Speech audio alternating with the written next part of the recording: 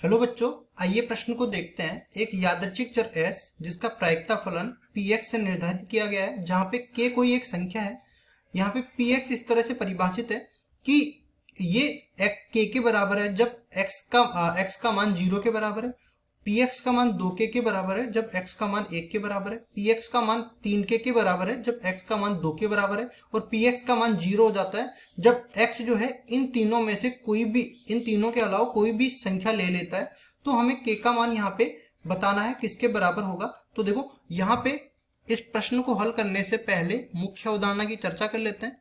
मुख्य अवधारणा में हम लोग कहेंगे कि अगर x एक यादृच्छिक चर को व्यक्त करता है, मतलब एक ऐसी संख्या जिसको कभी भी निर्धारित नहीं किया जा सकता है, ये क्षणिक परिवर्तित होती रहती है, तो px इसके संगत प्रायिकता को निर्धारित करती है। संगत प्रायिकता और x और px सबको एक साथ लिख दे तो सारणिक के रूप में इसको कहते हैं हम लोग प्रायिकता बंटन।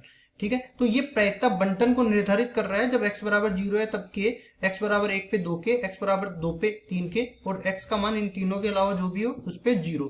तो जब प्रायिकता बंटन हम लोग निकालते हैं तो उसमें जो प्रायिकता का योग है, सारी की सारी प्रायिकताओं का योग है, वो इकाई के बराबर आना चाहिए। अगर इकाई के बराबर नहीं आता है तो प्रायिकता बंटन बिल्कुल सही नहीं है। तो यहाँ पे लिखेंगे, देखो इस सवाल में जो px है पहले तो उसको लिख देते हैं px, और ऊपर अपने पास आ जाएगा x का मान जब 0 है तब px का मान k के बराबर है, जब x का मान 1 है तब px का मान 2k के बराबर है, जब x का मान 2 है तब px का मान 3k के बराबर है, और जब x का मान अन्यथा, मतलब इन तीनों को अलावा कोई भी है, जहाँ पे 3 भी आ सकता है, 4 भी आ सकता है, 5 भी आ सकता है, तब इसका मान px का मान 0 हो सकता है। और हमने कहा कि अगर ये प्रायिकता बंटन है तो px के सारे मानों का योग जो है वो इकाई के बराबर आना चाहिए, मतलब k plus 2k plus 3k plus 0, इन सब का योग जो है इकाई के बराबर होना चाहिए। अब इस समीकरण को हल करने पे हमें k का मान मिल जाएगा, तो 6k बराबर में 1 आ जाएगा।